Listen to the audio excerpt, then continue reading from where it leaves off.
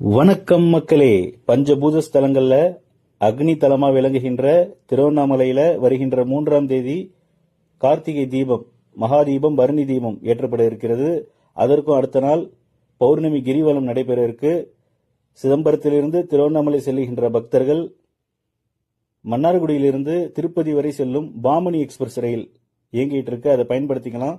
அந்த ரயில் சரியா காலை 7:22க்கு சிதம்பரம் ரயில் நிலையத்திலிருந்து புறப்படும். கடலூர், ஓட்டி, விழுப்புரம் மற்றும் திருக்கோயிலூர் வழியாக திருவண்ணாமலைக்கு சரியா காலைல 10:40க்குலாம் ரீச் ஆயிடும்.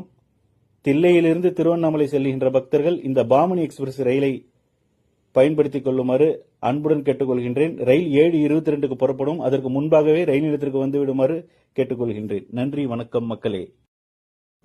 வணக்கம் மக்களே. பஞ்சபூத ஸ்தலங்கள்ல